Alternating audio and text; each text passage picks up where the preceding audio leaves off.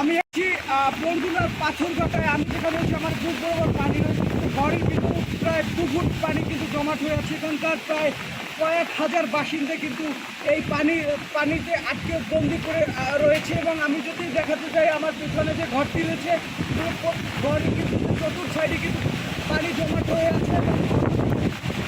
যে তাদের যে খাবার দাবারও কিন্তু যে মারাত্মক সমস্যায় পড়েছে। এবং এখানে প্রায় কয়েক শত পরিবার, রাস্তাঘাট থেকে শুরু করে কিন্তু সকল জায়গায় কিন্তু গাছ, বড় বড় গাছ পড়ে আছে। এবং অন্যদিকে কিন্তু এই যে প্রায় কয়েক শত ঘর কিন্তু এই পানিবন্দী হয়ে আছে এখানকার মানুষ। আমি যদি দেখাতে চাই, এই ঘরের যে চতুর্থ সাইড কিন্তু পানিবন্দী এবং যে গবাদি পশু নিয়েও কিন্তু চরম সমস্যায় পড়েছে এখানকার মানুষ। আমরা কথা বলবো এই ঘরে যদি কেউ থেকে থাকে, তাহলে আমরা তাদের সাথে কথা বলবো কি সমস্যা তারা পড়েছে।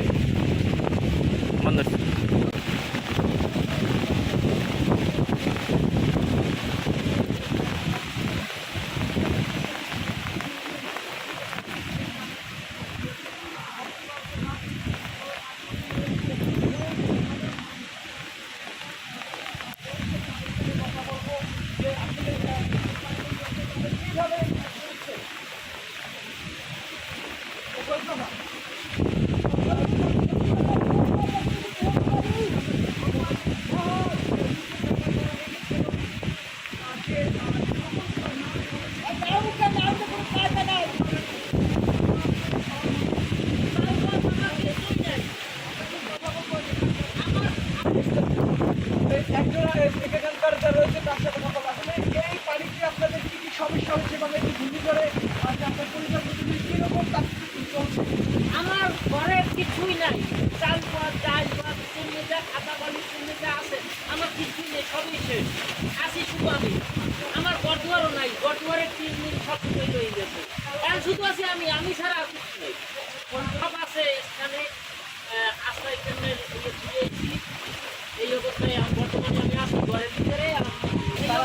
তারা কিন্তু বলেছে তাদের কিন্তু বা ঘেরে কিন্তু যে লক্ষ লক্ষ টাকার মাছ ছিল, সেই মাছও কিন্তু এই পানিতে ভেসে গেছে। এবং অন্যদিকে কিন্তু তাদের যে পরিবারের লোকজন কিন্তু তারা আত্মীয় স্বজনের বাসায় দিয়ে এসেছে। আবার কি আরও পরিবারে কিন্তু আশ্রয় কেন্দ্রগুলোতে অবস্থান নিচ্ছে বর্তমানে। আমরা আরও একজনের সাথে কথা বলবো এই পরিবারের যাত্রা কী সমস্যা ছিল,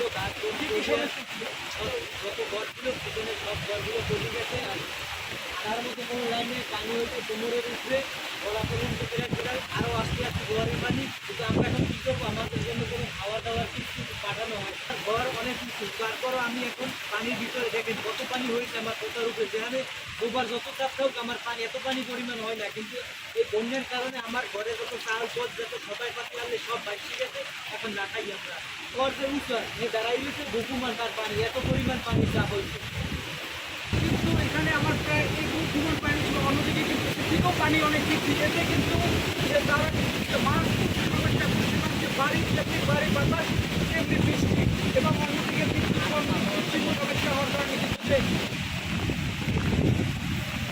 এবং আমি অবাক হয়ে চাই যে বক্তব্যগুলো রয়েছে সেগুলো কিন্তু সেই একই রকমের অবস্থায় যদি এই পানি 2-4 দিনে এখনও না টানে, তাহলে কিন্তু যে এই জনজীবন কিন্তু চরম ঝুঁকি পড়বে। এবং তাদের কিন্তু দাবি যে সরকারের কাছে সহায়তা যাওয়ার। এবং এখন পর্যন্ত যারা আশ্রয় কেন্দ্রগুলো রয়েছে, 2 দিনের সুস্থ খাবার নিয়ে আসলেও কিন্তু তাদের দোকানপাট না খোলার কারণে কিন্তু তারা খেতেও পারছে না। এবং এতে কিন্তু তাদের যে ছোটো স্কুল ছেলেমেয়েরা রয়েছে, তারা কিন্তু যে সব থেকে বেশি সমস্যা করছে।